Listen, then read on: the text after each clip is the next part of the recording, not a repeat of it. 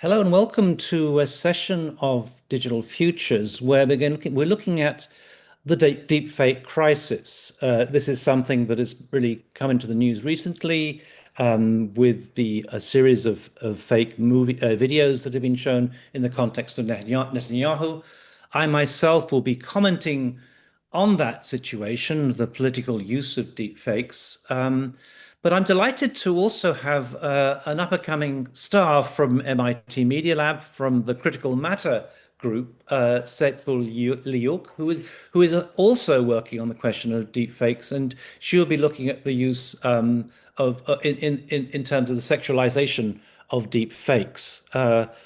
So today's session is very, very topical.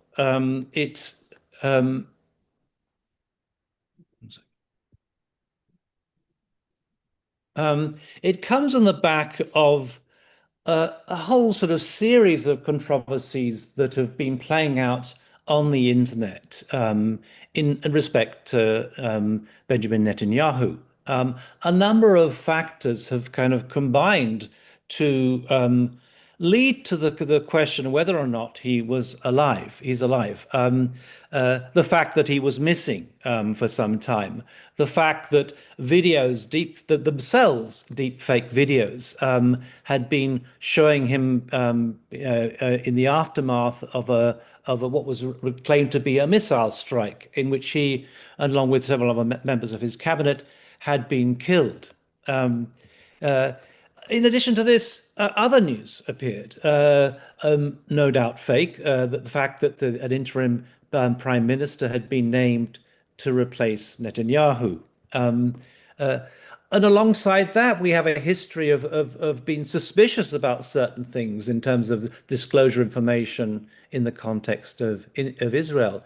If Sharon's death was not announced for 8 years, what could we make of this present situation? In response to these rumors, the office of the prime minister posted a series of videos that they're trying to purport, trying to show, to claim, to illustrate that Netanyahu was indeed alive. The only problem is that in response to these videos, there are a whole series of claims that also came in saying, no, these are all fake videos. And who are we to know what is fake these days? There was this video of Netanyahu with Mike Huckabee, but it all seems so staged. It was put on to demonstrate quite literally that Netanyahu was alive. But in some senses, the proliferation of these videos seemed to contribute to the problem itself. As was once said in in Macbeth, the lady doth protest too much. If you are alive, why do you need to go and to present these videos that are so obviously staged in this way? So as a result of this, there were the internet was awash with people picking through these videos, looking for inconsistencies, and trying to point out where there seemed to be glitches. And there were glitches. Whether these were the result of compression or indeed because they were AI generated, it was not so clear. Famously, in one of these videos, Netanyahu appears with six fingers. And there were other examples that were pointed to illustrate that these were clearly deep fakes. Perhaps the most famous of them all was the Coffeegate incident, when Netanyahu was seen sipping coffee in a cafe in Jerusalem. The coffee didn't, the way it behaved, didn't seem to follow the laws of physics. Nothing spilt, and there was a proliferation of memes that were developed where people were joking about this, obviously not convinced in any way. And so this kind of leads to a kind of question and this is a whole series of memes of how are we going to believe what we see on the internet these days? Perhaps my favorite video was this one, where Netanyahu is seen performing gymnastics. In the context of all this, I myself, as somebody who worked on Baudrillard for some time, have revisited the thoughts of Jean Baudrillard. He died some time ago, but last century he produced a number of astonishing books that were really, in many ways, ahead of their time.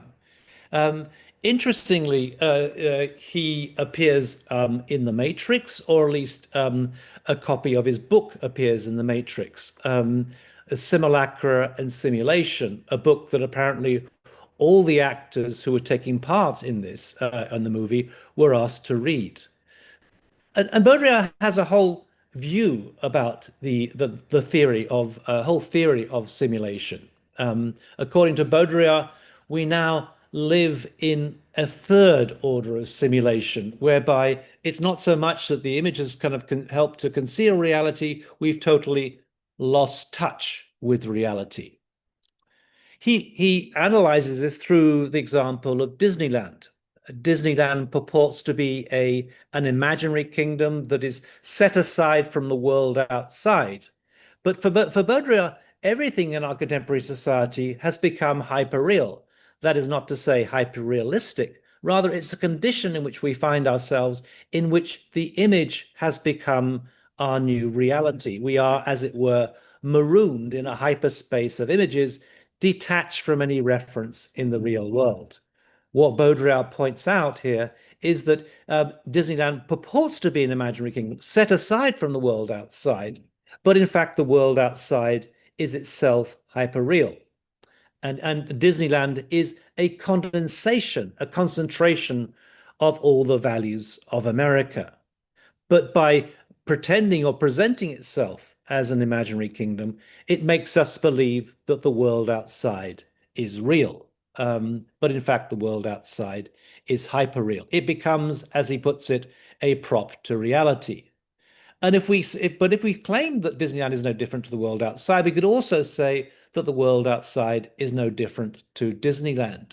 And this map of Paris, which shows Disneyland alongside the iconic touristic spectacles of Paris, kind of present this in some ways, in the sense that Paris itself has become a form of Disneyland. The Eiffel Tower, the Notre Dame, the Arc de Triomphe, these have become icons in a hyper-realistic domain. And places like Venice in particular have become hyper-realistic touristic spectacles. They have themselves been Disneyfied. How are we to tell the difference these days between authenticity and inauthenticity? Baudrillard also very controversially published a book after the Gulf War. In fact, he'd published three essays, one before the Gulf War took place, in which he predicted the Gulf War would not take place. He published a second essay during the Gulf War in which he claimed that the Gulf War was not taking place. And then afterwards, he published the third essay, The Gulf War Did Not Take Place, and then collected these three essays and presented them as a book afterwards. His point being that in a culture of simulation, in a culture where everything was so staged and controlled, from the point of view of the Western television audience, the Gulf War did not take place. That is not to say that missiles did not land all over the place and people were not killed, but rather it was presented to us as a kind of media spectacle. And at the time, this caused some outrage, but in some ways, I think this is one of the most prescient comments that he made. This, for those of you who come from architecture, is a comment that Bernard Tschumi made around the time, looking at how the world has become aestheticized, taking the theory of Baudrillard and trying to relate it to also to the world of architecture. A general form of aestheticization has indeed taken place, conveyed by the media, just as stealth bombers are aestheticized on the televised Saudi Arabian sunset. Just as sex is aestheticized in advertising, so all of culture, and of course this includes architecture, is now aestheticized, xeroxized. That's the term from Baudrillard. Furthermore, the simultaneous presentation of these images leads to a reduction of history to simultaneous images. Not only those of the Gulf War interspersed with basketball matches and advertisements, but also those of our architectural magazines, and ultimately those of our cities. The world has become aestheticized. This is a term from Baudrillard, where everything becomes a form of art and is rinsed of all its political, social, political and an economic meaning. Uh, and in some senses, this image, which appeared in my book, The Anesthetics of Architecture, illustrates this only too well.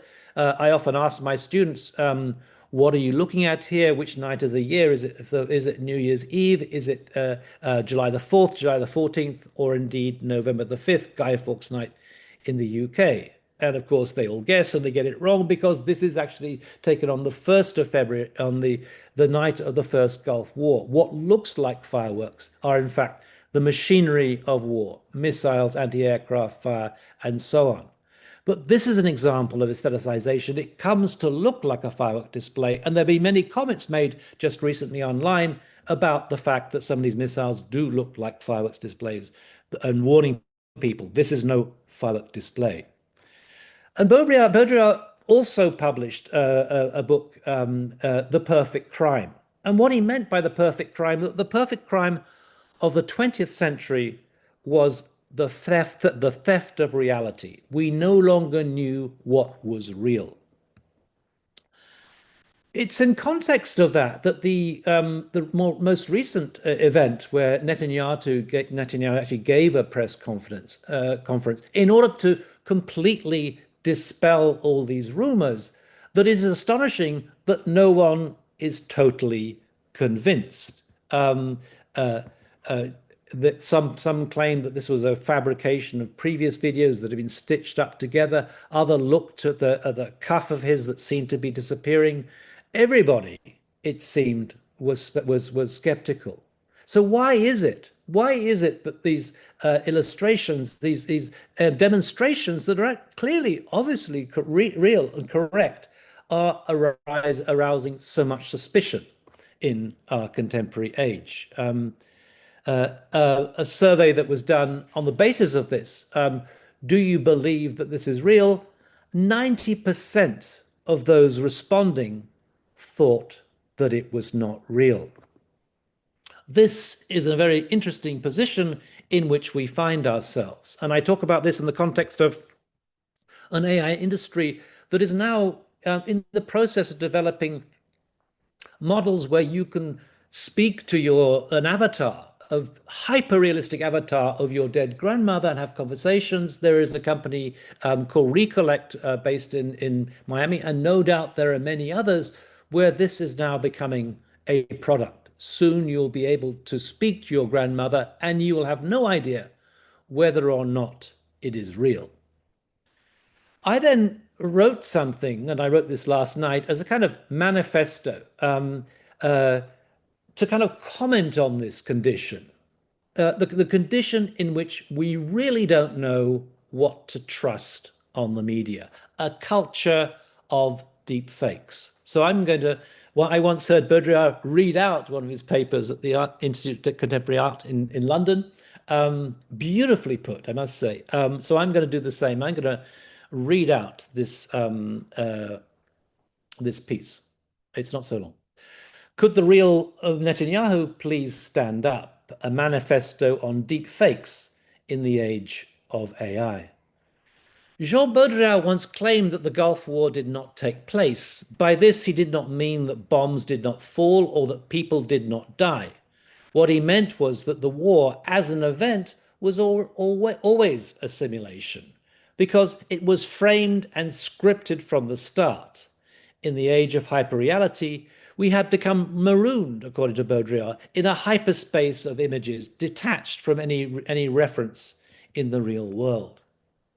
Today, in the age of AI, we are confronted by an even more radical condition. It is no longer simply that we have become detached from reality, but our capacity for discerning reality has been obliterated. The recent controversy surrounding the videos released to demonstrate that Benjamin Netanyahu is indeed alive offers us a very precise example. These videos were intended as proof, direct, visual, incontrovertible proof of Netanyahu being alive. Yet instead of resolving any doubt, they only amplified it. Each new video generated further suspicion. Each attempt at verification deepened uncertainty. We are no longer dealing with the opposition between what is true and what is false. We are dealing with a condition in which both categories have lost any sense of meaning. The question is no longer whether an image is real or fake. The question is whether any such distinction can still operate in our contemporary horizon. Deep fakes do not just create fakes, they dismantle the very architecture of evidence. Once a photograph carried a sense of indexical meaning, like a fingerprint or an iris. A photograph bore a trace of the real. Today, that indexical meaning has collapsed. Every image is equally open to doubt. Every video is potentially suspect. In such a condition, evidence no longer stabilizes truth, it destabilizes it. The Netanyahu videos reveal a paradox. The more the state attempts to prove reality through videos, the more those videos are interpreted as simulations. Proof becomes theatrical and staged until it begins to resemble precisely what it seeks to deny. In a culture of hypersimulation, reality does not disappear, it becomes secondary. What matters is not whether Netanyahu is alive or not, but whether the fact that he is alive can be convincingly simulated. And herein lies the inversion. Reality must now conform to the expectations of its own representation. The real must look real.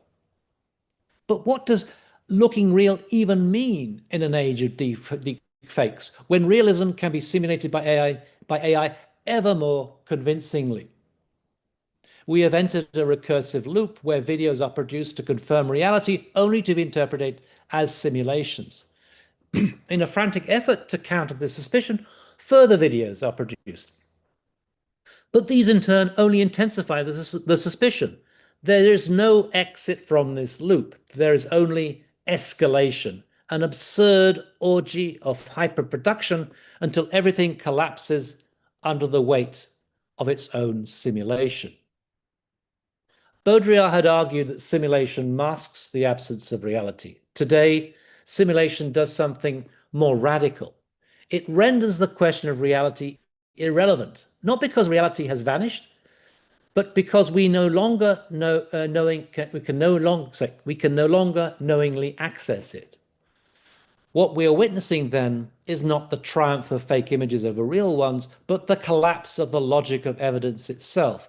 The image no longer serves as proof, it serves as a catalyst, a trigger for competing interpretations, none of which can triumph over the others. In this sense, Netanyahu does not appear in these videos not because he is absent, but because presence itself has lost its ontological force. To appear is no longer to be. To be seen is no longer any form of verification. This has profound implications. For politics, it signals the erosion of any authority grounded in visibility. The public appearance of the leader, once a guarantee of presence, is now merely another contested representation. For media, it marks the end of indexicality. The camera no longer records reality, it merely generates plausible instances of it. For society, it inaugurates a condition of generalized suspicion in which belief is no longer anchored to evidence, but distributed across vague networks of interpretation open to be infiltrated by conspiracy theories. Deep fakes do not just create doubt, they become a resource for conspiracy communities to inoculate themselves against any disconfirming evidence. And with it, with AI, it reveals its most devastating effect. It is not that AI can produce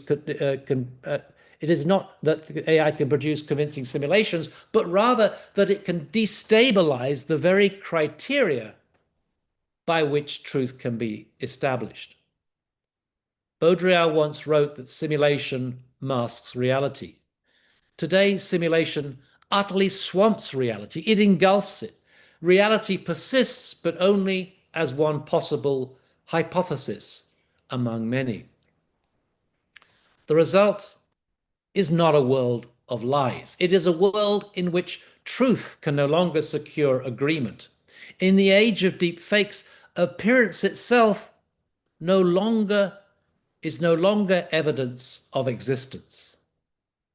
Now, even seeing no longer counts as believing. I'm going to finish off with this one super interesting clip that I think nails this in a very clear way. Here we go.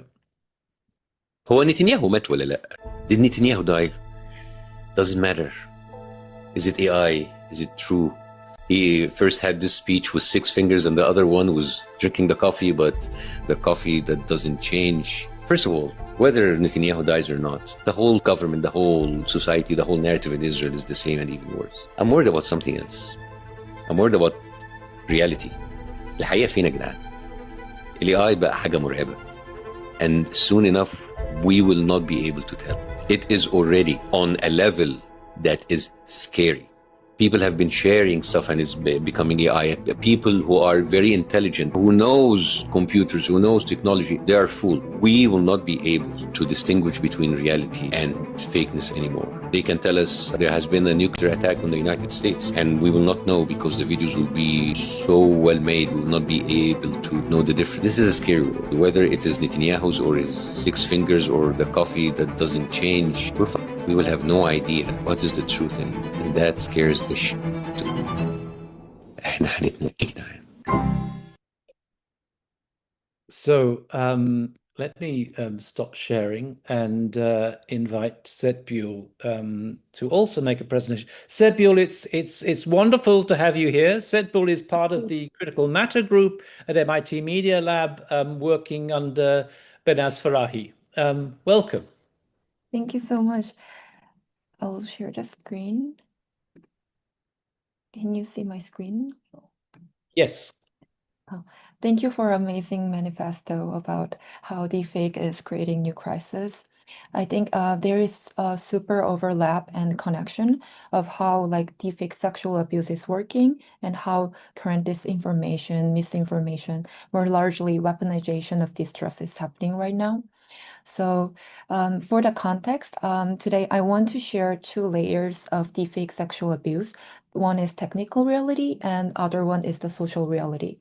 Then I will move on to the broader question that we have to ask about how current AI design paradigm is actively actually fostering the weaponization of distrust in our society.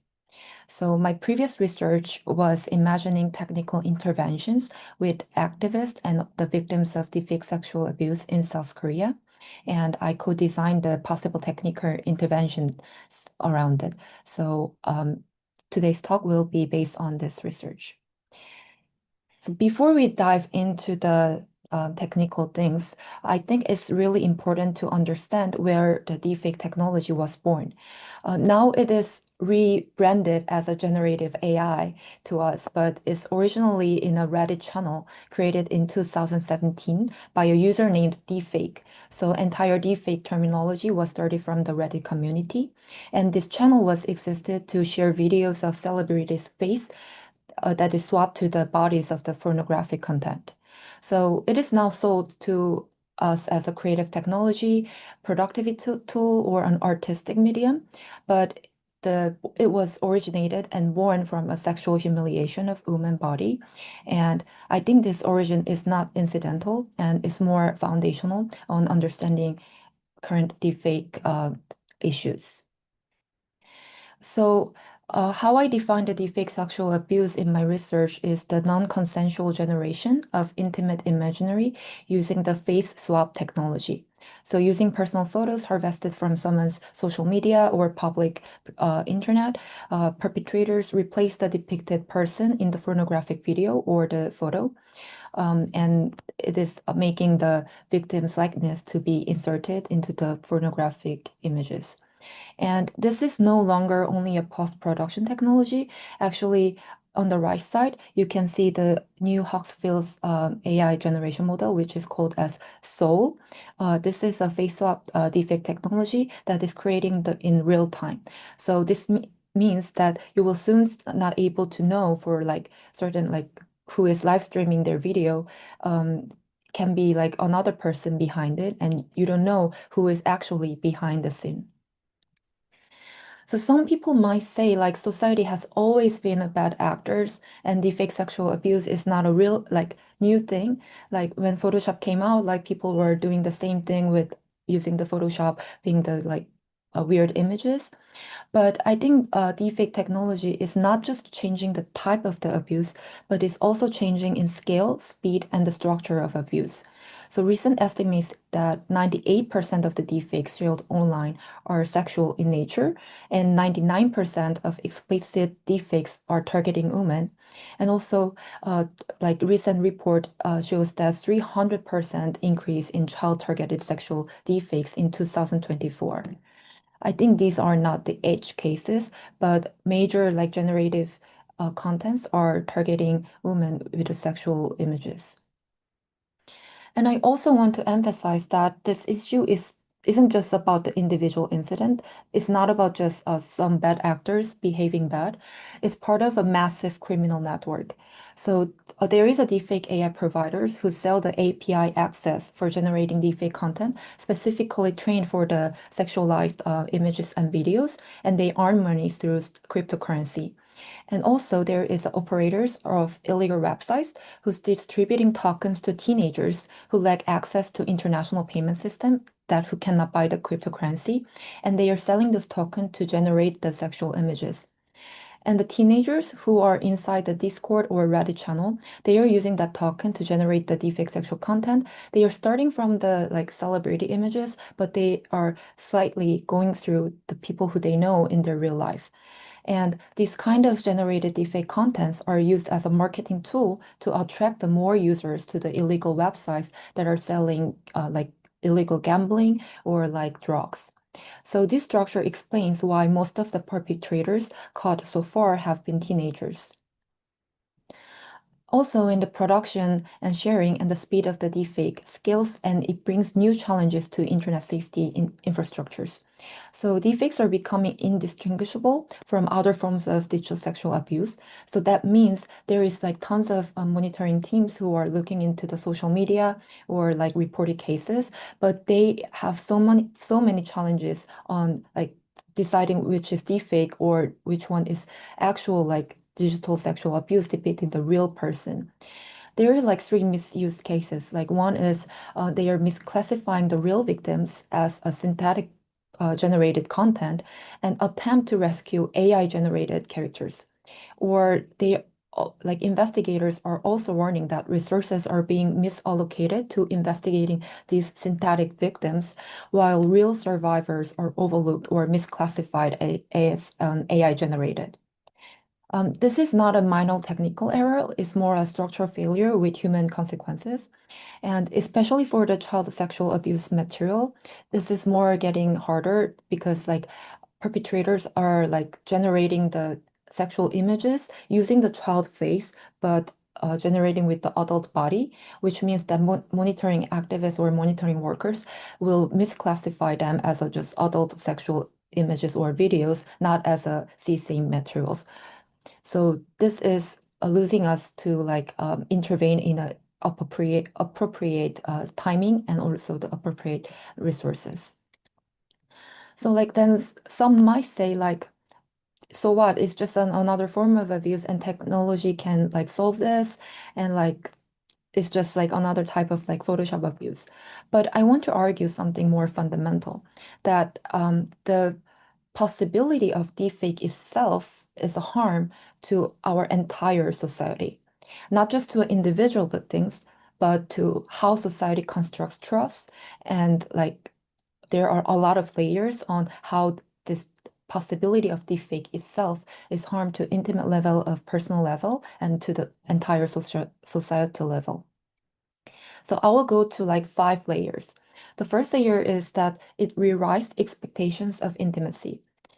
From the generator's perspective, who is generating the sexual images, deepfake creates a zero resistance which means that there is no consent, no communication, no negotiation, and users have complete control over which fantasy they want to see and repeated like practice distorting the expectations about how real relationships are working in the real world, where there is a refusal, disagreement, and negotiation, which is the fundamental for the intimate relationships. Also, from the victim's perspectives, even when everyone knows that this content is fake, the harm to the victims are real. One of the victims on my research said that even though everyone knew that it is AI generated, I felt shamed, embarrassed, and felt like I still have the responsibility and need to justify that this is not me. Survivors report shame, loss of control over their own identity, and deep psychological rupture, which is similar to the real digital sexual abuses cases. And some are going for the plastic surgery, and some are changing their legal names, and some are applying for a new national ID numbers because they don't want anyone to see, like, recognize their after the abuse. And the second layer is that this kind of possibilities that I can be the victim of the deepfake is threatening and regulating the behaviors. In my research, one activist who worked with the teenage survivor described that how this possibility of deepfake is changing the environment of the school. One participant described like this: when a girl spoke up about the feminism or something about the um, environment inside the school, like one boy said, "Let's make a deepfake of her," which is like girls are beginning to like censoring themselves, like asking, "I should be silent because I don't want to be a victim of the deepfake." I think this is not incidental. The threat functions as a social technology of control, of like how like previous technologies were doing. And also, largely, I want to emphasize that AI is turning all of us into the potential abusers. I want to say this is not just about like bad actors using AI in a bad way, but it's more like technology itself is making a more like increasing the possibilities of society to be a potential abusers, because this kind of how deepfake is generating and circulating, and also they are earning money from this, is becoming so accessible that it creates what I call a condition of opportunistic abuse. Anyone with a photo and an internet connection is structurally positioned to participate in this kind of culture. Especially for the Grok AI, like Elon Musk's model on X, initially enabled the sexual image generation, framing it as a freedom of expression. But there was a huge backlash that like people don't want to use the Grok because he's enabling the sexual image generation. They restricted it to the only paid users can generate the sexual images. But when you go to the Reddit community, you can see like there are open community like sharing prompts to generate sexual images, and like they are sharing the content and they are sharing the strategy to better make this accurate sexual images. This entire business model is centered on the attention. They are selling how sexual, like how like gross images they can make, and harm itself is being the feature of the business model. And this kind of things are largely making the weaponization of distrust. So like this is where deepfake sexual abuse connects to something much larger in society. When deepfake content proliferates, it doesn't just harm the individual that is who is depicted, but it degrades the evidentiary value of all images. Like for example, if content A can be fabricated, then similar real content like A dash loses its credibility as evidence. A lot of like activists and the victims were saying that when they are going to the court, like saying this image is generated from this perpetrator, the perpetrator are tend to say that, oh no, this is not generated from her image. This is just a similar person who is just purely generated and it's just a virtual character. We can see this kind of dynamic in the real world, like in especially in the war context, because this is being like term deepfake is being weaponized at the state level.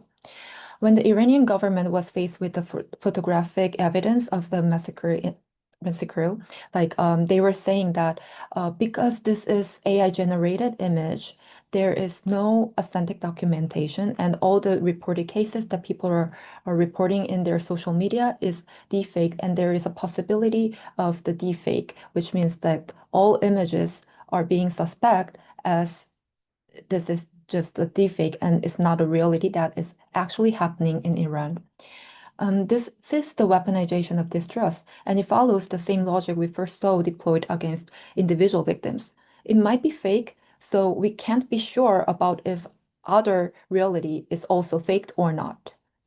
So deepfake sexual abuse trained society to accept this epistemological move like post-truth politics scaled it. The end of the final layer is the post-truth. And I think this is not an accident, but more like fundamental things that are embraced in the AI development. We're now in the era where the possibility of deepfake gives people permission to disbelieve, not because evidence is like insufficient, but because doubt has become structurally available and structurally convenient. For the deepfake sexual abuse cases, monitoring workers who once focused on protecting victims now spend their entire time determining whether content is real or synthetic. If it's synthetic, like if there is a real victims behind it or not. The question shifts from who is being harmed and how can we help the people who is being harmed is now turned into like, is this content even real? And in that shift, we lose the opportunity to intervene to the victim. This replaces deliberation with reaction. It replaces evidence-based accountability with emotion-based skepticism. Gendered violence is trivialized into a verification game, and the game rules are set by the same AI systems producing the content. So I think there is a cognitive logic runs like from starting from the intimate harm to the behavioral control to structural accessibility and to the post-truth weaponization of distrust. But I still want to emphasize that there are several layers of technical things that are responding to this kind of harm and new emerging post-truth era. For example, there is a lot of like big research groups on AI alignment research that are aiming to make AI systems safer, understanding what is happening inside the black box model of AI. And also the detection research builds tools to identify synthetic content and provide filtering. Like forensic research attempts to trace original source material to reveal the intent behind the generation. Also, like OpenAI and Google Gemini have implemented watermarking systems for generated images and videos so they can trace which one is deepfake or not. But I think these approaches are still valuable, but I think we have to keep thinking that this kind of detecting technologies are kind of back and forth with the generative AI quality improves because prior detection methods becomes non-usable. I think because of this reason, this kind of generative AI and also the detection technology is structurally asymmetric. So abuse scales faster than the defense. So I want to be really precise about this because the framing really matters on how we can develop the technology that can defeat the harms that are arised by the AI. Because I think currently a lot of people in technology field is using AI safety as a research theme, but I think AI safety as a field is oriented toward making existing AI technology work more safely within its current paradigm. I think we should switch our paradigm about how we design the AI and how we want to use AI in our social context. Because what the post-truth era demands is something different. The fact is no longer have a shared minimum standard for determining what is real or fake, and our identities can be depicted in forms we never authorized and never knew it existed. And all the groundings beneath how we perceive ourselves and each other and about the society is now getting super unstable compared to past. That means counteracting deepfake sexual abuse is not only a technical problem. I think it requires reimagining AI development through a feminist, survivor-centered lenses. One that begins not just what the technology can do, but more about with who it harms and who it was never designed to protect. So I think our next AI design and AI technology development should focus on developing new kind of paradigm, not just focusing on how we can make the current AI system more safer. Yeah. Thank you.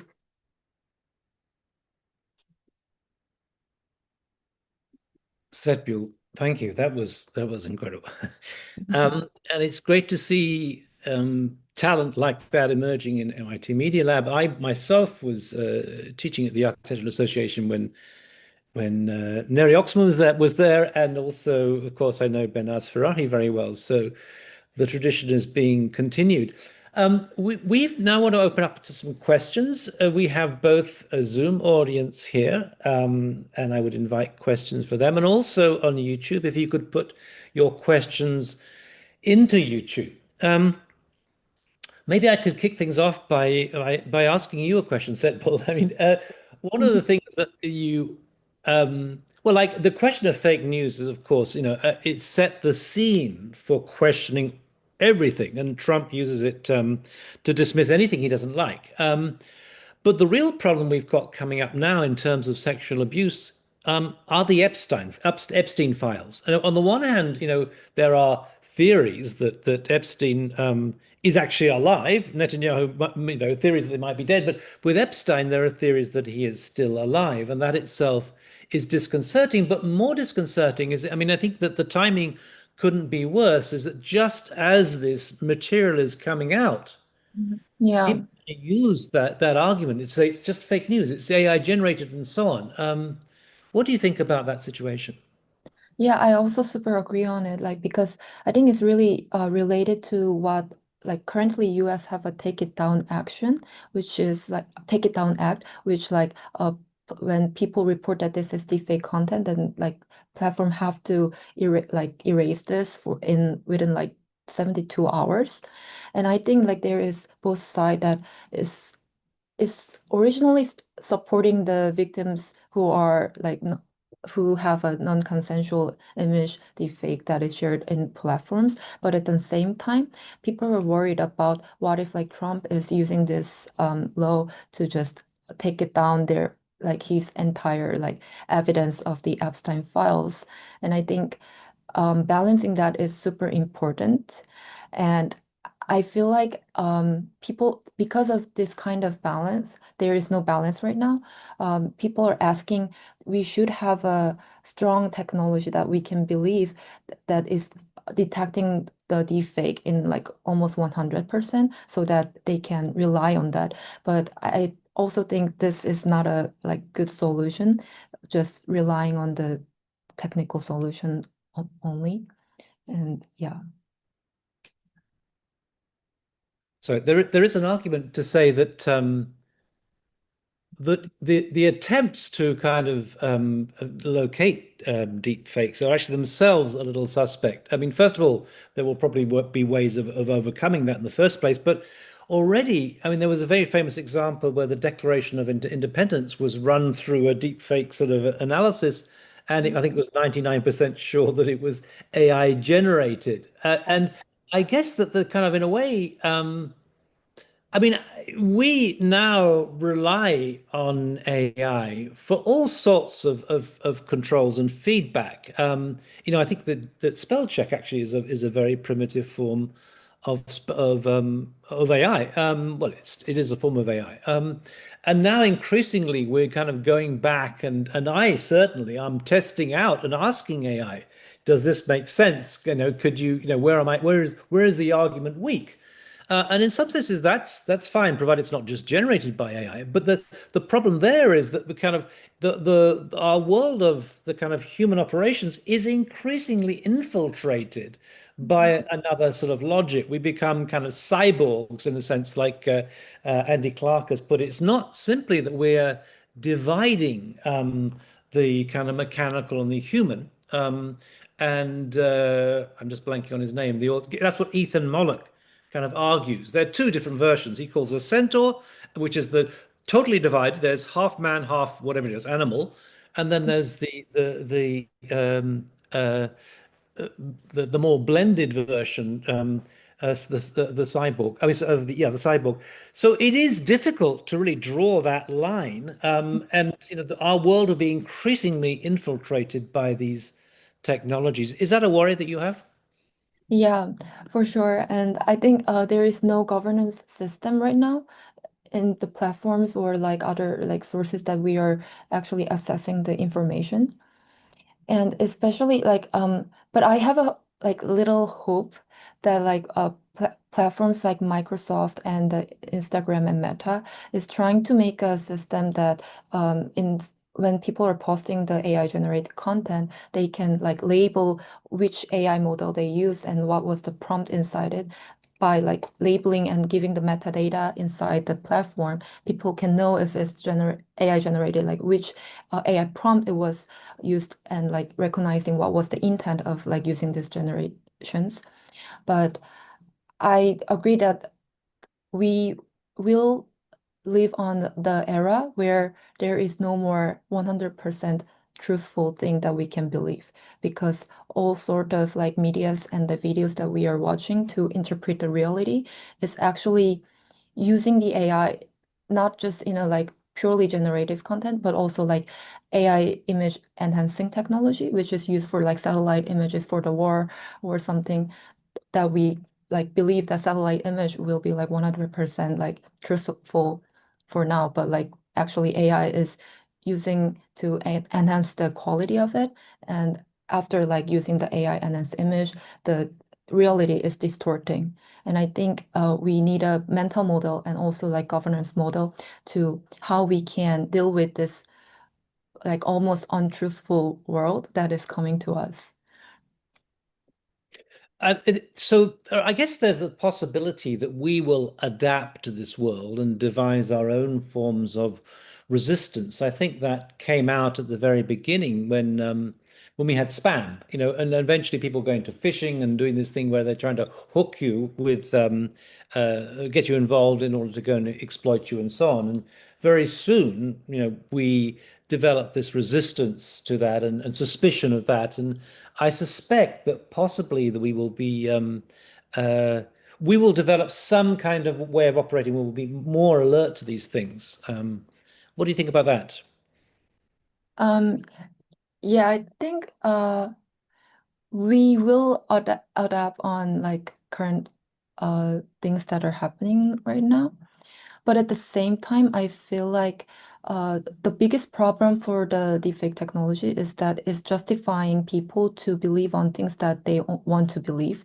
And I feel like even though we have the governance system that can like say, oh, this one is deepfake and this one is not the truth, and like 80% truth or like 20% is deepfake, even though we have that kind of technology, I think if we see the spectacles for using the like videos and the images, people will just like immediately believe on that what the reality that they want to believe, which means like there is no more like debates between the people and like I think the ideas and the opinions will be really segregated.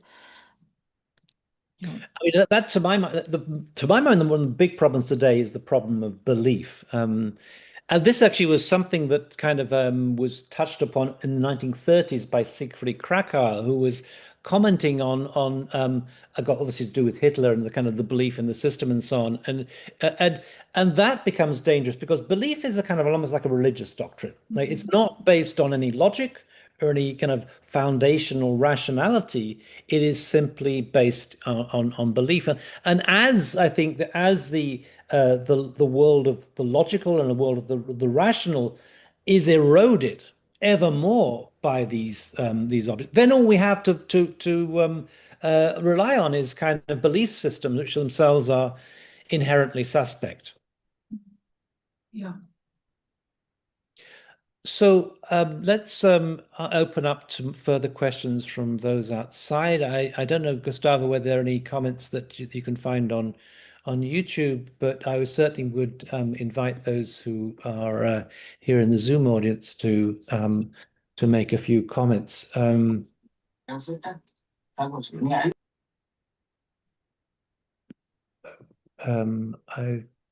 oh, someone's got a hand up. Yes, Benaz, please.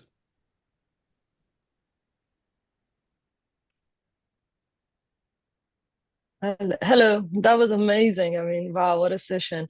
I want to say few words that I think maybe first comments. I think on Neil's presentation, I found that extremely inspiring to think about uh, presence to be seen is no longer a form of evidence, or visibility that we have is no longer a form of evidence, right? I, as someone who's thinking about presence, visibility, camouflage, that was just very fascinating, and the relationship that we have with reality. So I'm just delighted to hear this conversation. Obviously, Saetbyeol and her work at the group and her research is just absolutely inspiring. And I also really enjoy your remarks about like the disbelief, and how in the lights of all this deep fake, we are no longer able to really think that what is the truth, but we have this reaction based interaction with the media that is around us. So it's fascinating to think about reaction instead of any sort of logical thinking in this climate. Um, I think one other thing that perhaps was very fascinating is like this deep fake is affecting our society in all levels, from generators to people. Like there was a Guardian article where Indian workers, mostly women, have to go through these sexualized images to um, to um, to basically study them. Um, to mark them, to prepare the data sets, and what kind of harm that caused for the community, and usually again facing women. So it's just really fascinating to just like observe and kind of study all of this. I think one other comment or maybe question that I think I probably would like to kind of raise up here is the question of storytelling. I mean, these tools are becoming weaponizing tools for storytelling. It's not just the fact that we are lost access to reality, which is absolutely true, but beyond access to reality, these stories are weaponized to move crowds, to move masses, to take actions. And I absolutely agree with Saetbyeol that we are becoming society of reactions. So no matter what, if you want to believe in those misinformations, in the information that will be distributed, we just take on that role and we go on with it. How many people forensically start to look at the glitches, or at least what we see in short terms is that many communities, they want to believe the story that they want to believe, and this is a question of ideology and not capital, which is really fascinating. Like, what do we want to believe? And it is a question of ideology, and then we go on with that story. So what's happening is that these technologies, especially deep fake, is absolutely harming our society, because it's call to action, because it's mobilizing our community to tell the stories that is absolutely lost access to the reality. So sorry, it was too long, but thank you. This was absolutely amazing conversation. Maybe I could just step in. Saetbyeol, do you want to say something first? Oh, Sorry. Yeah, go ahead. you can start. Okay. Yeah, I mean, I think the question of narrative is storytelling is is so important here, but it is a double-edged sword. It is a double-edged sword. And I think the really important theorist here is Hayden White, a kind of theorist of history, shall we say, coming from a kind of post-structuralist viewpoint. Because what he basically says, and before that, Roland Barthes had made a very, very similar comment, but Hayden White really focused on it in an important way. Well, I mean, he talks about history, but it could just be an events in general.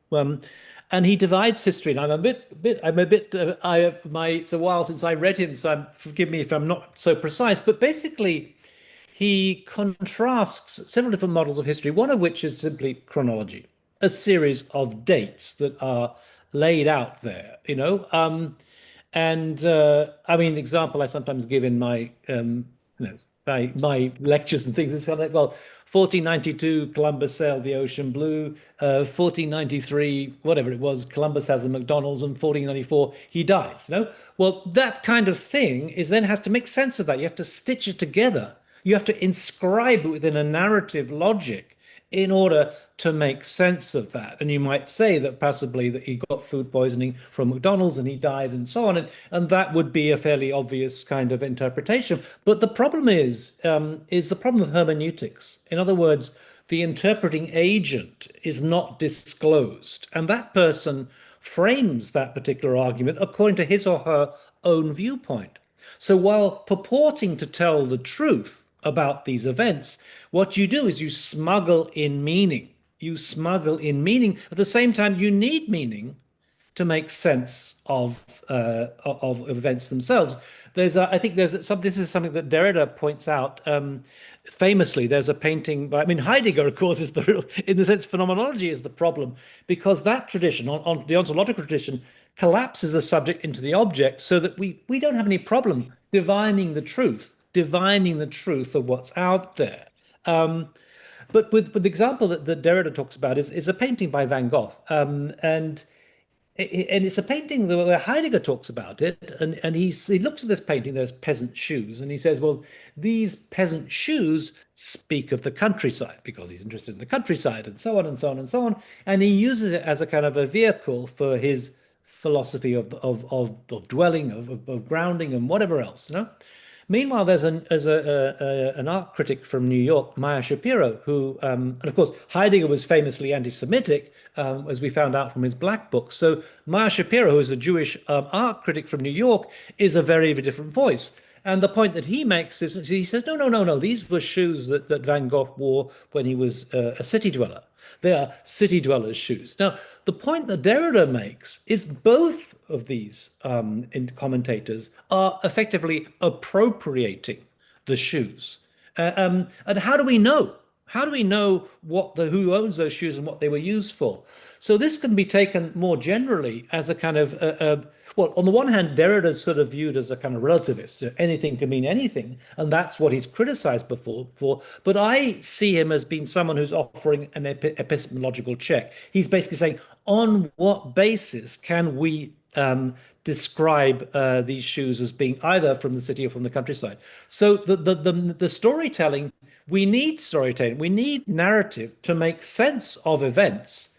But in that making sense, we kind of smuggle in a certain meaning without disclosing who is the agent who is endowing the narrative with its meaning. I don't know if that makes sense, Ben. Sorry. No, I mean, it's exactly that question. It's just the problem is it's got to such a level of a scale. It's a question of a scalability. The reach of these media in this current state is just, and the speed that is produced in social media, that's the problem, and it's reinforcing our ideological way of thinking. It creates more divide, it's polarized community. And I think in the context of both, I think, sexual violence, as well as obviously in the context of war, this is more than ever perceivable. Maybe I could just add something there, because I think that the term ideology is kind of often bandied around, but I think it's a really important concept to bear in mind. I mean, because okay, Louis Althusser, who is the famous person talking about ideology, probably one of the most famous, talks about two different forms of control systems. There's the kind of the military and the police. They're physically, obviously, and he calls this the repressive state apparatus. Very clear. But what is not so clear is the ideological state apparatus, the way in which maybe we are controlled, our thinking is controlled. And I think, especially in the States where there's this discourse of we're all being free, nobody is actually free from that perspective. Everyone is controlled by some ideological imperative, and therefore the problem is but the problem is, of course, how do you step out of that condition? Saetbyeol, sorry, do you want to sort of? I strongly agree about the like scalability and how these narratives are like actually faking the reality and how it's faking our actions. Um, but I also thought about like interesting thing for how people are using to reconstruct the narrative is also like happening from the both side. You know, one side like when there was a ICE agents that are like for the immigration capturing immigration people illegally. People were generating the mask like not like revealing the face of the ICE agent using the generative AI, which is like they want to reveal the truth using the generative AI and like exposing the possibility, like different possible futures using the generative AI. And it reminds me about like what Giorgio Agamben said about the Auschwitz testimony, because he said like testimony is only available through the absence of the victim, not through the presence of the victim. And it reminds me like if there is reality that is absent to us, the truth that is absent in to us, we can also use the AI to see the what are the possible future possible realities that is happening in front of us. I think thinking about like other directions, how people are using this could be another direction of like rethinking about the paradigm of current AI. But yeah, I think that's a good point. Just one just quick comment, and that is to say, I mean, what deep learning does is seek out patterns, and maybe those patterns were not obvious to us. In other words, to my mind, what is the most potentially interesting and fertile ground of inquiry is that world of history. And you don't kind of automatically think about these high-tech tools in terms of history, except perhaps maybe the fact that Yuval Harari, who himself is an historian, is one of the principal kind of commentators on it. But if you think about it, you could use this to construct alternative histories, or to not just construct, but to sort of detect alternative patterns that could be then become histories. And in some senses, carbon dating is another kind of technique that's useful in the domain of history. And I personally think that actually it could be fascinating how we could use AI to come up with those other histories and plausible histories, shall we say? There is a chat, there's a comment in the chat. I wanted this first one from Isa in Turkey. Thank you, Isa. You're always asking really good questions and very supportive. Now I just want to pick up on one comment that Isa makes. Perhaps we never fully know the truth to begin with.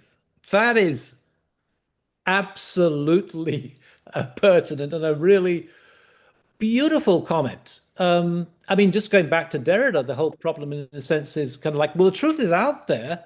The problem is, on what basis do we construct the truth? For example, well, I often ask this question, well, if you see a rainbow, if you ask someone, what is the rainbow? Well, how many colors in the rainbow? They'll say seven. They'll say seven, and every school kid will trot these out. I'm sure in Korea as well. Red, blue, yellow, indigo, violet, and whatever else. I think I missed one out there. But the point is that is a constructed way of looking at the world. If you look, actually, a rainbow has got a complete spectrum, an infinite number of colors, but we are conditioned, we are constructed to see the world in this way. And Derrida talks about this in terms of architecture. There's a beautiful essay on the Part de la Villette, in which he says, even our understanding of architecture is itself constructed. There is an architecture of architecture. But let me just pick up. I said that if I were to critique Baudrillard, there are two areas where I would critique Baudrillard, and to some extent maybe everything else here. One is to say that there is a kind of perception that we're now in the third order of simulation. He talks about as though there was a primordial innocence a primordial moment, a paradise in the past when we had access to reality. That would seem to be the logic of what he's saying. But then you say, well, when was that paradise? When was that primordial moment? When was that moment when we weren't enslaved by other constructed realities? I mean, in fact, slavery itself. What are you talking about? When? How far do we go back? Or indeed, female emancipation going back beyond, before women could vote. Was that such a paradise? I mean, that is the one that's the first epistemological fragility that I can find in Baudrillard's work. But the second one is the domain of psychoanalysis, especially Lacanian psychoanalysis. Now, and this is something that Slavoj Žižek talks about a lot. We tend to have this view that there is reality and then there's fantasy. That is very clearly the way things have been constructed. And even Yuval Harari falls into this kind of trap in some senses. There's reality and there's fantasy. But what Lacan tells us is that that is a false distinction, in the sense that everything that we look at is seen through the lens of fantasy. I mean, that doesn't mean sort of fantasy in the literal sense, but kind of we're interpreting it. Everything we look at, we are interpreting through this particular lens. In other words, he argues, fantasy is not opposed to reality. It is constitutive of how we see reality. We fantasize about reality. And I think that's an incredibly powerful point. The only time when we see the real, and the capital R in Lacanian terms, as he puts it, is when we go through this moment of jouissance, this kind of bittersweet moment of aesthetic contemplation. I'm not so sure that that's the case at all, but nonetheless, that broad comment is really quite interesting. And of course, he wrote this very beautiful book with, well, it was a issue of New Formations with Renata Selexel, his then wife, where he talks about even love, and love especially in some senses. The whole thing was about love, this issue of New Formations. And what the point he says, the comment he makes is, love is the myth that fills the gap between the self and the other. It is a form of fantasy, in other words, which is astonishing insightful. I have to say that not long after that, Renata Selexel and Slavoj Žižek got divorced, whether it's because of that sort of cynical understanding of the world. So yeah, I mean, that point is absolutely. Do we ever know the truth in the first place? And how can we claim to have access to it? Saetbyeol, do you want to comment on that? Oh yeah. I think I super agree on, like, we never knew that which truth to begin with. And it reminded me of the question of, actually the truth itself was always debatable, and there was like, it's different from the fact. And I'm thinking about our society never had a common ground about what we want to perceive as truth or not. And we were always working collectively and in a community scale to construct the truths about something that we don't know and something that happened outside of our John. So I think since single image or single video is not one-on-one connected to the truth itself, I think community work will be more important on constructing the truth. Like, I think like the term of collective memory will be the important thing to think about in this era, because like single post of the war image is not truthful right now. So I think like looking at the big community who is posting images together and constructing collectively is the important thing for the truth right now. Yeah, I was reminded of a comment that Helen Sixu makes about that. She does analysis of paintings of Rouen Cathedral by, I'm blanking on the name of the French Impressionist painter, but anyway, it doesn't matter. And this painter did like 26 different views of Rouen Cathedral, and she makes the comment that the truth that there is such thing is actually in the totality of all those views of Rouen Cathedral. Yeah. So we have a couple more comments in the chat. Let me first of all, I'm okay. Hold on a second. I've got several. I'm gonna. Vasco has got a question. Vasco always asks great questions. I don't know whether normally Vasco the background noise is too noisy. Are you in a situation where you can read it out, or do you want me to read it out? Yeah, you can please read it. Okay, okay. Um, okay. If, as Jean Baudrillard suggests, simulation precedes reality, do AI deepfakes signal not just a crisis of representation, but the collapse of the distinction between the real and the artificial? And if so, what remains of truth and responsibility? Um, I think that's what I was trying to argue. It's the collapse, the collapse, or our inability to discern that difference at the moment. Uh, and if so, what remains of truth and responsibility? I think at some level, okay, so I maybe was being too extreme. I was kind of trying to argue that the whole architecture, as I put it, of evidence has been dismantled.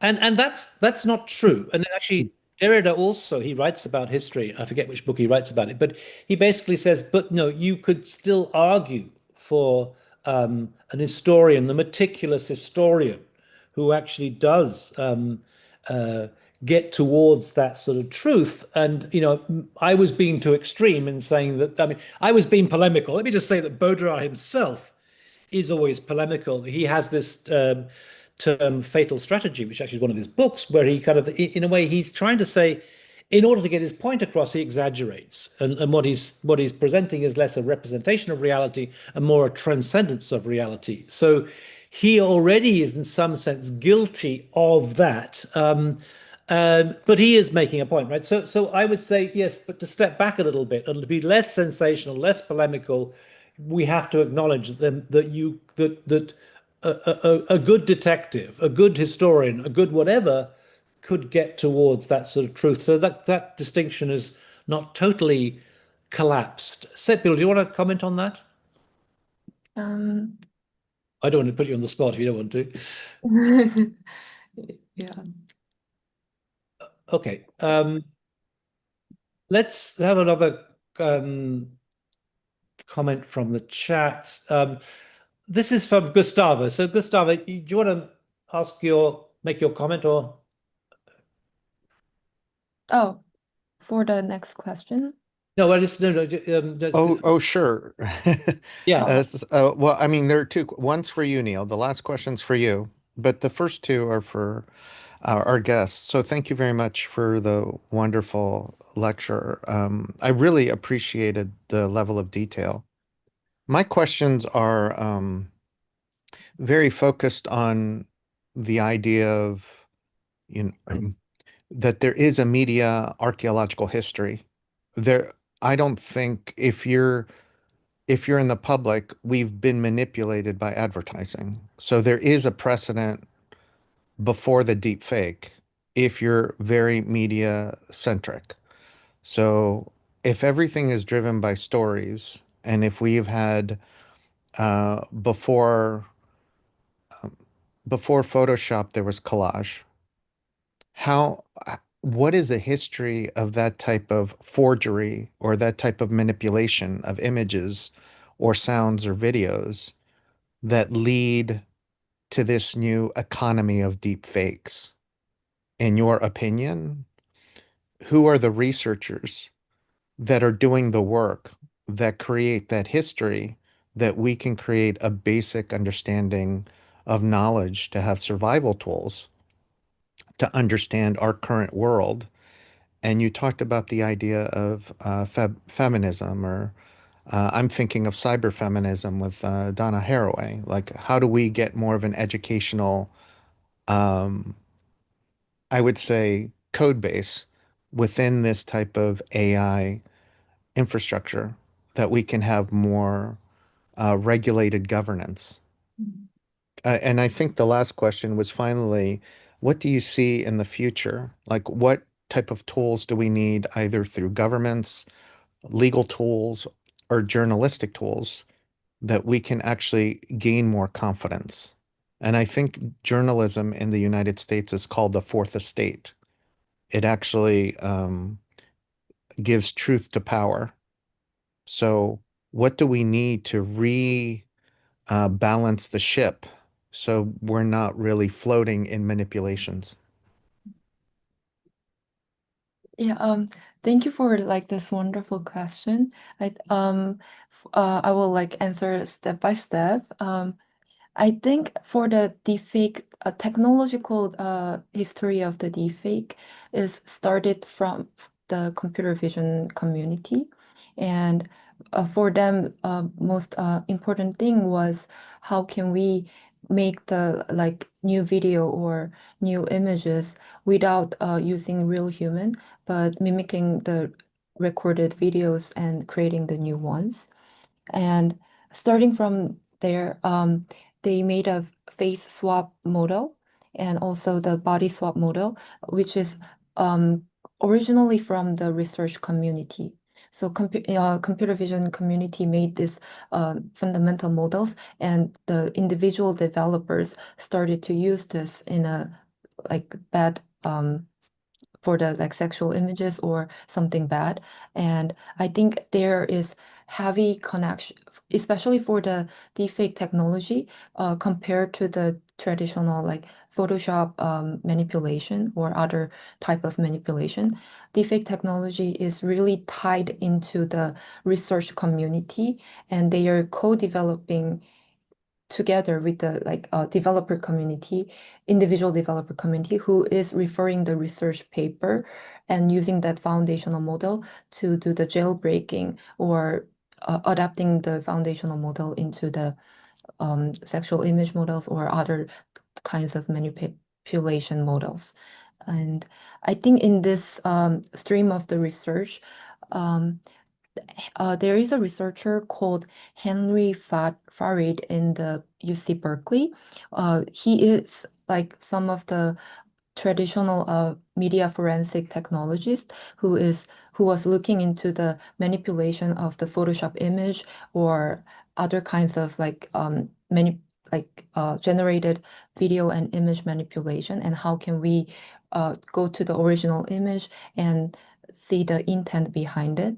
And I think he is also a very active journalist who is writing a lot about what is the possible bad actions that can be possible with the evolving like generation models. And he is very giving us very clear and easy wording description about how forensic technologies and algorithms are working and how we can actually understand the manipulation process. So I think checking his work will be really good. Yeah, and other research, like outside of this kind of like algorithm heavy research, I think Catherine from the MIT Urban uh, Architecture Department, running the feminist data feminism lab. She had an amazing talk about how current paradigm of the AI design from the like Silicon Valley is very techno-fascist, and how this techno-fascism is integrated into the specific design features of the AI. So like I think checking her work will make us to understand how like specific design features and design goals and the paradigm of AI is actually built upon this techno-fascism, and how feminism thinking and feminism design can break through this.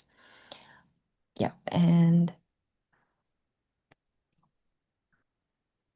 for the like to like introduce some practical like technology researches around it, I think there is a lot of content moderation research going to like for people to understand in their like feed which one is AI generated or not, and how people are understanding when they see the deepfake content labeled, what does how like people are perceiving that label, and how this is affecting people on their fact checking ability. And I think for the content moderation technology, next big thing will be how we can curate the like generated content and how we can give the truthful like feed to people. And but I think as I mentioned before, um, I heard that Microsoft and Google is trying to make the general standard for the AI generated content to have a metadata in it, so people can know which AI model was used and which prompt was used and like when it was generated and who was generating it, so that they can trace back the model and think about like which model is keep used for the sexual deepfakes or which model is keep used for like political manipulating contents, so that it can also go back for the model developing process and like making model not to generate the sexual defects or like sexual defects that are used for the child images. Thank you very much. Just one follow-up. I'm thinking since your this research was so clear, Mhm. and I'm thinking, hey, you're one of these future leaders that are looking at. So Yeah. if you had an opportunity to speak to someone in a powerful position, how do we hold these companies accountable? Because at least in the United States, there are no regulations or rules. And when Mhm. you talked about cryptocurrency, that's another technology that is being used to funnel these illegal activities. Mhm. What if you had all the power in the world? Yeah. What would be the first steps that you would take or need that Mm. we could actually bring this type of technology to respect Yeah. individuals' rights and Mm. not exploit um, violently other people? Mhm. I think um it might be quite radical, but I will make all the AI sources to be open source. And also they have to reveal all the data set that they were using to develop this model.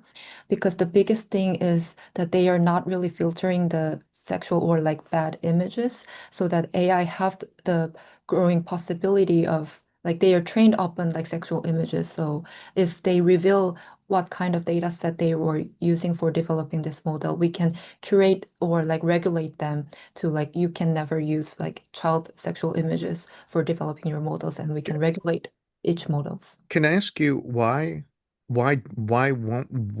aren't they regulating those models? Isn't it don't we do that anyway? Like a normal person can't have that type of, child content on their computers. They go to jail. So Mhm. why do these companies are allowed to do that? Do you So know? yeah, the biggest thing is that company itself, these kind of models have so large data set, so that company itself cannot check like single image by image. So they don't know what is inside their data set. They are not like super confident and they cannot filter it out perfectly because it's too large and they are actually But like that grabbing from the sounds internet. like it's their excuse. But if you had if you're like Elon Musk and you have almost $1 trillion, can't Mhm. you invest 100 billion to make it safe? Yeah, right. That's true. But they are not investing on AI safety right now, which is the biggest problem, first of all. And also, I think for the sexual images or bad um, purpose of using the AI, there is a huge gap that um, people are always debating about the freedom of speech, that sexual image generation should be allowed because it's freedom for someone. And I agree on that, like AI generated content can is also used for like LGBTQ or queer community to express themselves using the generative AI in artistic way or like self-expressing way. But at the same time, I feel like if we are allowing that, there should be a strong safety feature or the regulations inside the company so that they can check all the like data set if they are containing like child sexual images or not. And people I have to, you know. I just wanted to say thank you very much. Your presentation was very enlightening, and I really appreciate your research, and I'm very excited for you and the Critical Matter group, and I look forward to your many books and lectures in the future. Oh, thank you so much. I think, Gustavo, I think you made a comment that I think many of us are kind of aware of. I wasn't going to say it, but I think when you're a theorist, you are always having to sniff out what the new ideas are and pursue them, obviously. But you also develop a nose for talent, and honestly, Saetbyeol is one of these people I'm going to predict, going to put my money. I'm not a gambler, but Saetbyeol is going to be incredibly significant. Actually, Neri I mentioned, was at the AA when I was there, but the person who we always were more impressed with, frankly, was Aki Menges. We used to call him the Wunderkind. He's from Germany, obviously, but you can tell where you could you haven't got to be a soothsayer to be able to predict who's going to do what, and I'm encouraged to know that you're doing the work that you're doing, Saetbyeol. It's fantastic work. Maybe I could just kind of just a comment on that question from Gustavo. I think the question about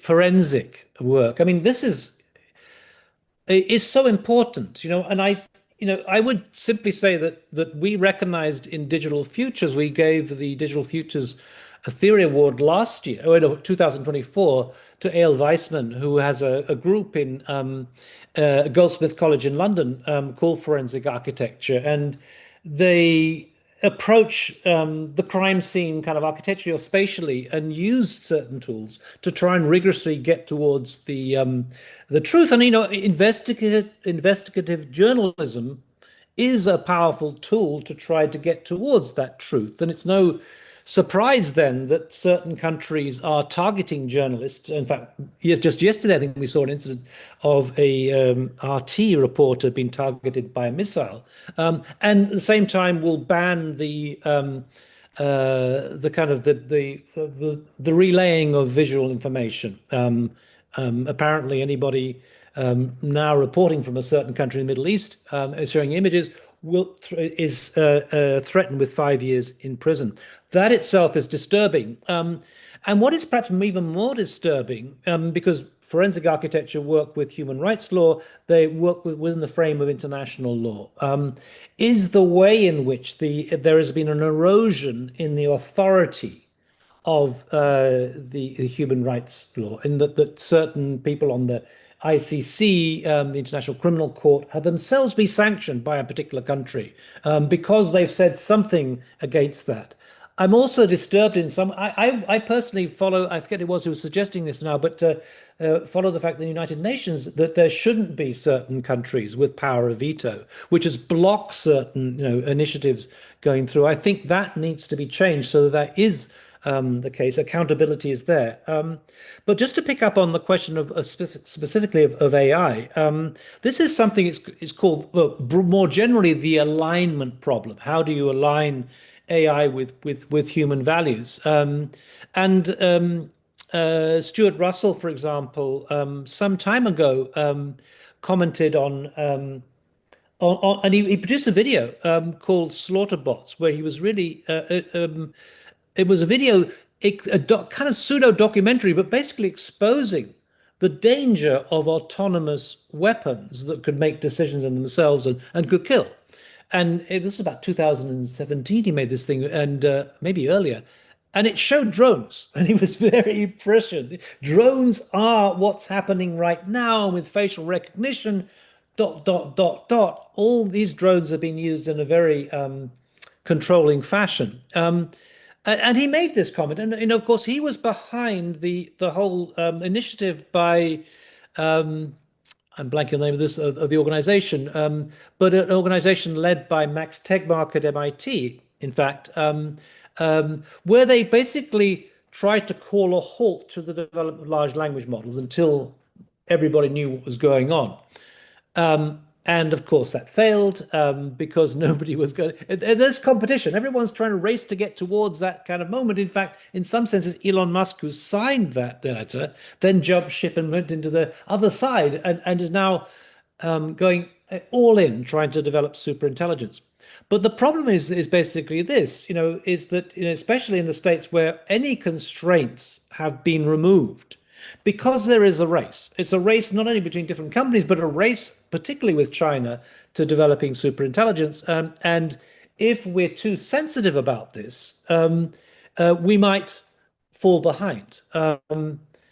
Interestingly, actually, Israel is a country that for Ilya Sutskever, who's one of the great figures in the world of AI, set up a company for super safe AI. AI is based in Israel at the moment, and there are attempts, but the whole time, the marketplace just wants to open up and make free competition and so on, to the point that there are no constraints. All scaffolding, all sense of control has now been abandoned. I often make the comment that in terms of AI, it's as though we're on a runaway train with no brakes, getting faster and faster. So there are ways of doing it, and I think we need to sort of pay attention to those ways and insist on those things. Insist on international law not being gutted, but actually having some teeth, and insist on somehow maintaining some ethical sense of values. So absolutely.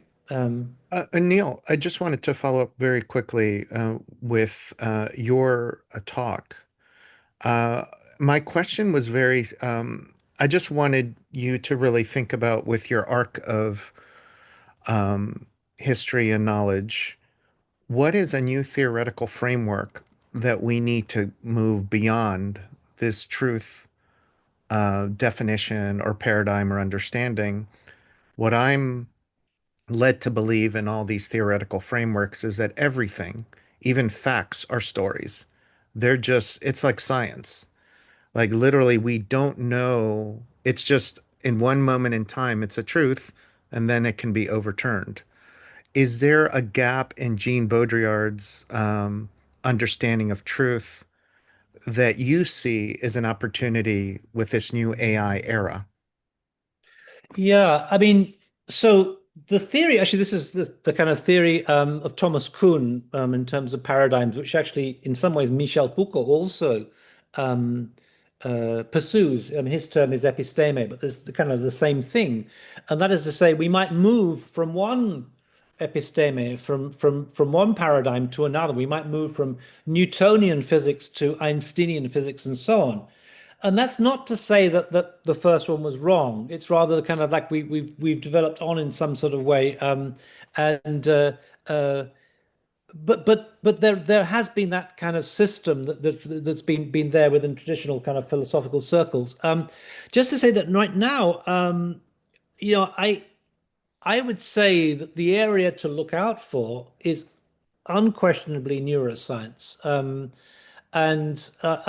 We of course have held many sessions on digital futures with that, with people like Carl Friston and um, uh, Anil Seth and so on. Um, and I think in some ways, I don't know. I always put to Anil Seth, I said, this reminds me of Zizek, the comment I made about the role of fantasy, because he takes the sort of view that our perception of the world is a form of controlled hallucination. So, in other words, I think what is so important about the new sort of agendas, or the contribution made by neuroscience, is that we move beyond the kind of the speculation of psychoanalysis. Freud supposes there's an unconscious. He doesn't prove it. He supposes there's an unconscious. Now, there are, of course, limitations to scientific research. We know this from Karl Popper and Thomas Kuhn and Feyerabend and so on and so on and so on. There are limitations. We need to be cautious of that. But the fact that we're now introducing a kind of more scientific rigor into this, through the work of people like Anil Seth, I think is good news. And we can only hope that eventually that might open up new understandings of the world. But I think we're in early days there. And finally, Neil, how does the deepfake era or AI influence or augment someone in architecture that's starting out in their career? Should they think about this technology in relation to space making? Well, I think that the real potential maybe I could just refer to ChatGPT and those kind of large language models rather than necessarily the architectural side of things. But I think there's an interesting kind of contrast that's been made. There's both involving individuals from Cambridge and Massachusetts, opposed to my Cambridge in England. One of the studies that came out of actually the Media Lab was sort of telling us that actually a lot of people um, were using these models and just switching off, just saying, okay, that'll generate my whatever it is, and I won't even think about it. I'll just gonna get it generated and post it and so on. And that is, and they did this, they had a EEG, I think it was, they were scanning people's brains and realized they were just not thinking when they were doing these things. And, that of course is something very worrying. At the same time, there's another study that was done, I think it was by Harvard, and it was involving some consultancy group in Boston. And certainly Ethan Mollick, who is the author of Co-Intelligence I mentioned before, he was part of that project. And what they discovered then is that back in 2023 was that the kind of quality of the outcome could be significantly enhanced by AI. And they mentioned at that time what they found was the quality was got 40%, which is an astonishing amount. Those models have improved unbelievably in the last few couple of years, unbelievably, and I think that ratio 40% is probably almost like 200% now. I personally think the way it operates is there, and we need to basically harness those tools and treat them as a prosthesis. I mean, essentially, they're kind of theoretical tools because they're about thinking, they're about intelligence, and I was just astonished by recently when I'm doing a book on AI and education with Joseph Choma and Eti Markopoulou, and we spent 8 months trying to work out what we were going to say, and we kind of formulated something, but it took us a long time to get somewhere. Then we got some feedback from the publisher and things, and we had to renegotiate it. And I put the question to AI, what should these three people, I didn't even say what we did. I said, these are the three people, we got a book. How do you think we should frame this? And in 2 seconds, it came out with a way of framing how we should operate. That none of us have thought about. 8 months we'd spent on it, and this thing was so much better than what we had thought. So, what, this idea of being enhanced by these tools, enhanced in terms of kind of trying to find out the truth, trying to interrogate theoretical questions, there are huge possibilities there. And with my students, I say, listen, if spell check's there to go and check your spelling, then use these tools to check the logic of your argument, because they're there and they will give you immediate feedback. So, I think we're actually in a situation whereby AI itself is a double-edged sword. It's both causing us these problems, but at the same time, it could potentially show us the way out. So I'm kind of optimistic in the end that eventually we'll reach that point. I don't know if you want to add anything, Saetbyeol. I want to add like one thing. I recently had a really great lecture from the Karen Howe, the author of The Empire of AI, and she was referring that all the companies and all the governments are really looking for the AGI, which is general AI, which can do all the tasks that we are thinking about. But she was saying that think about the transportation. We have a different purpose for the bike and the like spaceship, but why we need like AI to work as a spaceship for entire task. And she was saying if we focus on the small models that are really task specific, like AlphaFord, which is for the protein research only, and then we can govern our AI better because they are task specific and we are going to only use the specific data set. I think that can be the one breakthrough of thinking about different paradigm of AI and like still making AI to work on a task that are really good at it. Yeah. Just one last question to you both. Neil, you were with Daniel Balajan, you were talking about agentic AI, or what if, for both of you, what if we have our own AIs in the near future? How does our own AI, look at other AI content? Is it about you being the richest, that you get the most benefits, or should that be regulated by governments or some other legal mechanism? Saetbyeol. Oh, that's interesting question to think about. Um, I think if we each of us have personal AI, um,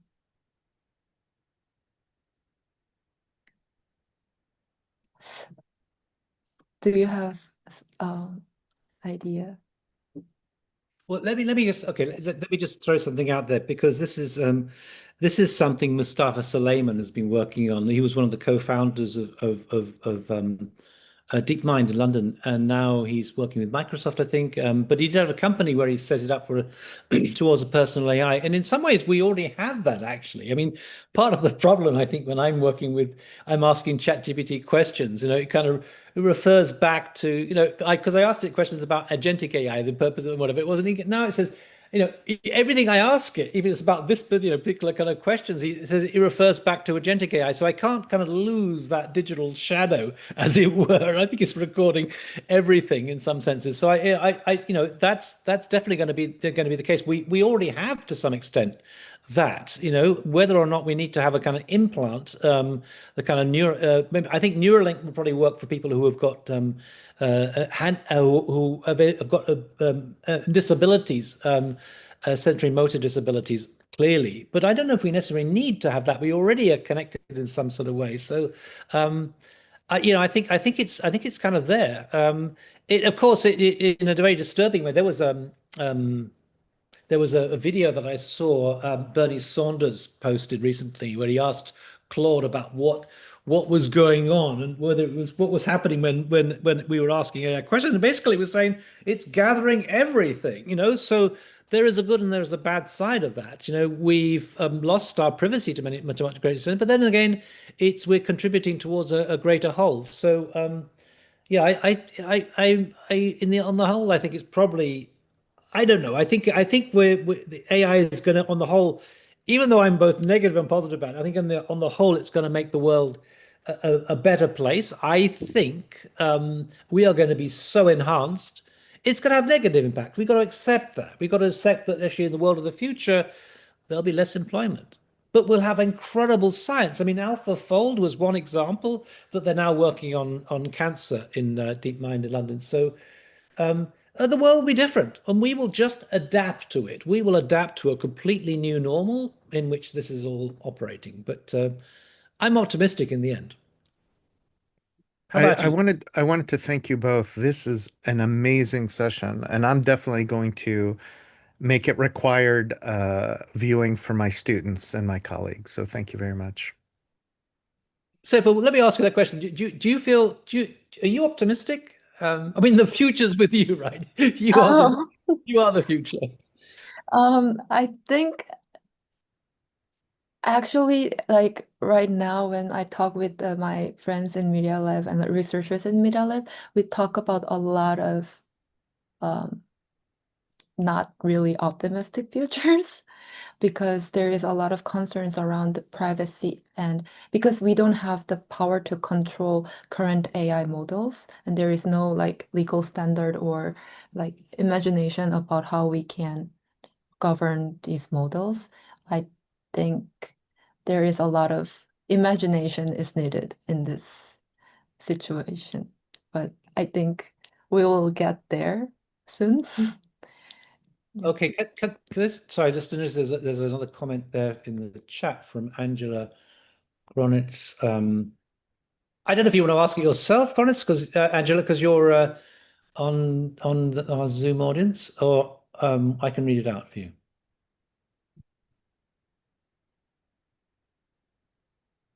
Okay, let me read it out.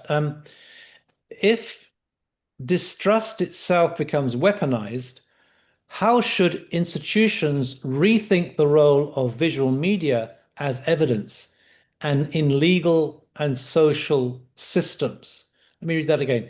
If distrust itself becomes weaponized, how should institutions rethink the role of visual media as evidence in legal and social systems? That's a very good question. Let me just say one thing, and this is maybe an anomaly. At the moment, we're in the situation whereby any AI generated content is cannot be copyrighted because the US Copyright Office has decreed that if it's produced by a machine, it cannot be copyrighted. But the point is, I guess anybody using AI is engaging in a kind of prosthetic engagement with AI and controlling it ultimately themselves to some extent. So that itself is a I mean, I think that ruling is out of date. I mean, we no longer it's not informed enough. I think we're going to move on and shift in some senses. Saetbyeol, do you want to comment on that? I think I was also like talking about this with my friends, and like we were thinking about whenever like new technology was introduced to the society, for example, for SNS, people were talking about like SNS literacy, and we know that it didn't really work out well. And I think in this period, it's really important to think about what would be the good method and what would be the good way to do the AI literacy education for everyone, which is, I think it should be different from like previous attempts that we did. But I mean, just to go back to that, Angela, I think it's a very good question. I'm not sure what the answer is, right? Yeah. I mean, there's a kind of cop-out answer I always give to these things, and that's to say is, the first step is to recognize it's a problem. That's the first step, because once you recognize it's a problem, it becomes a different kind of problem. It's no longer a problem by which you're trapped, but a problem with which we can begin to deal. So I have got no answer to this. And I think often Geoffrey Hinton's asked, well, what's the answer? He's the kind of godfather of deep learning. And he says, I don't know. I mean, but the point is we need to be on the case. We need to be investigating these things. I think it's precisely through these kind of debates that we're getting further in terms of getting towards some position where we are no longer duped and fooled by these situations.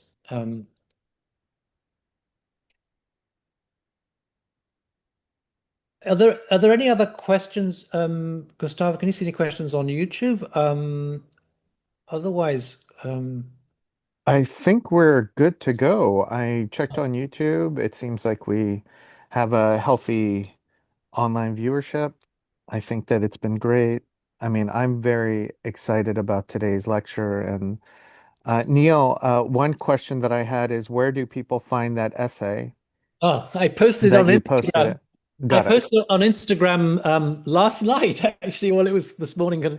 Um, and I wrote it last night. It was kind of unbelievably quick. I mean, but it's you can find it under on Instagram at Neil Leach 14. That's NeilLeach. Saetbyeol is also on Instagram. Digital Futures is also on Instagram.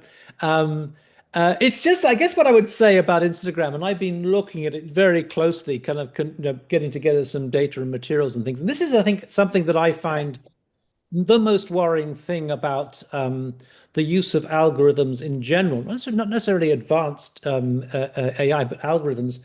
And that is that what you end up getting is being fed information that kind of fits the interest that you've already, things you've already expressed an interest in. In other words, you're getting more and more of that information, more and more bias towards a certain sort of viewpoint, whatever that is, a liberal progressive viewpoint or a kind of, Fox News conservative viewpoint. And that, I think, is one of the most disconcerting aspects of Instagram, the media, and everything in general, is that we're getting these kind of like this kind of polarization, these where people are being fed the news they want, the comforting news they want, and are occupying certain sort of communities or part of certain communities but have no connection with other communities. And that, I think, is kind of like silos. You get silos of opinion that are generated through these media platforms. And that I find extremely disconcerting. But I think, increasingly we approach that those platforms with a certain skepticism. Let's say a healthy skepticism. From my work on generating videos, I can tell you that any video that's less than 10 seconds, you've got to be suspicious, because the real problem is the fact that it can't maintain consistency for much longer. And also, if you hear English voices in the video, you've got to say, hold on a second, that prompt was written in English, because if you write it in English, you get English voices. You write it in Korean, you get Korean voices. And if you write it in Arabic, you'll get Arabic voices, or Farsi, and so on. But, we need to be alert to all these things and be cautious about it. But there's no point in switching off, and giving up as though there can never be any difference between truth and untruth. We've got to continually remain vigilant and push these things. That's why I think that Saetbyeol's contribution today was truly astonishing. And I just want to thank Saetbyeol for I mean, your work sounds absolutely fascinating. I think the work of the critical matter group itself is hugely important. The idea of criticality being important is ever more relevant today. We need criticality. We need to ask questions. And I think also the emphasis that the Critical Matters group has placed on the visual, the panopticon, the visual, the gaze, that's throughout the work that Behnaz Farai has been doing, and now is continuing in the work of Saetbyeol and others. And, I think we can just be gratified that these debates, this continual critical debate, is still going on, and if anything, is more healthy than others. So I just want to thank Saetbyeol. I want to thank Behnaz Farai for the work of the Critical Matter Group. And I want to thank the Digital Futures community who prompted to put this together. This was done in a very last minute, and it came together in a beautiful sort of way. Thank you for all the team members, to Maria, who put the poster together, who's here with us, and to others who posted the stuff on Instagram, and Giovanna in particular. And thank you for a team effort. What is so gratifying about Digital Futures is that we're all doing it for nothing. We're doing it as a way of offering, of showing, or sharing our passion to the world. And that itself is, in the face of all these things, that itself is a very encouraging sign that people are concerned to really contribute in the future. So thank you so much, Saetbyeol, for your contribution. I feel that this is going to be something we need to return to on a regular basis. And therefore, it's not the end of this, but the very beginning. We've initiated a debate about this thing, and I think this is one of the most important issues that we've dealt with in Digital Futures. Maybe I could leave the last word to you, Saetbyeol. Thank you so much for this opportunity to talk and discuss together. It was truly meaningful to me.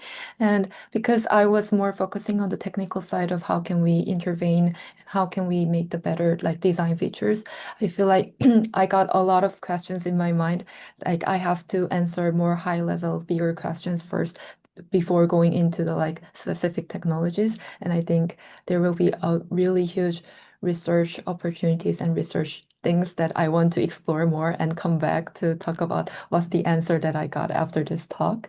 And yeah, I think from this talk, I'm really glad that I can be introduced, and I got introduced to the really great community Digital Futures.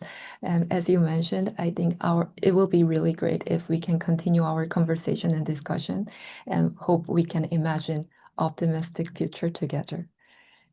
I really hope that maybe we can encourage you to be part of the community and to contribute, maybe to host a panel yourself. And one of the problems we have in terms of our Digital Futures, that we worked out the best time of the day, of the 24-hour clock, to hold these are between 7 o'clock in the morning in California, and Gustavo's got up early for this, and 10 o'clock at night in China. And the trouble is that Korea misses out on that, as does Japan and Australia and New Zealand. But let's hope we can involve you more, because I think, if nothing else, you are a kind of a glimmer of hope, a voice of optimism, and a reason to be confident that the future is in good hands. So thank you so much for your contribution. Just a final comment to say that actually tomorrow's session on crisis, what crisis is about, the crisis of architectural theory, that was due tomorrow is going to be postponed till next Saturday, the 28th of March, and then we have another one on the 29th of March. So thank you, everybody, and see you all on the 28th of March, hopefully. Thank you, Saetbyeol. Thank you. Thank you.